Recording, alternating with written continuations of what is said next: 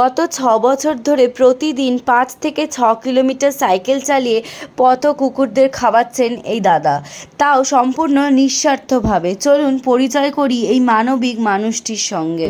আচ্ছা দাদা, কত বছর ধরে এই কাজটা করছেন? ৫-৬ বছর ধরে করছি আমি। আচ্ছা, আপনি কোথা থেকে কত অবধি যান? আপনি এখান থেকে আপনার ওই রেলগেট পর্যন্ত। আচ্ছা, মানে আপনি পেশা কি করেন? পেশা বলতে ওই সকালবেলা একটু মাংস বিক্রি করি, সাপ্লাই করি, আচ্ছা আচ্ছা, তারপরে বিকাল টাইমে বিক্রি। এটা কি মানে শখে ভালো লাগে আপনার? ভালোবেসে করেন আর কি? কি কি খাবার দিচ্ছেন? কি বলতে এখানে চাল থাকে, মুরগির গলা, মেটে। কি খাবারটা রোজই দেন, ঝড় হ্যাঁ, বৃষ্টি যাই রোজ হোক? রোজ রোজ। প্রত্যেক দিন দেন? আচ্ছা। এই দাদা প্রত্যেক দিন যে কোনো পরিস্থিতি উনি এই খাবারটা কুকুরদের দেন।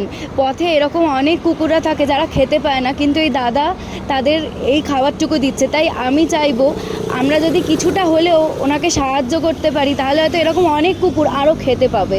তাই ওনার ফোন নাম্বারটা আমি নিচে দিয়ে দেবো, তোমরা যদি কিছু সাহায্য করতে পারো।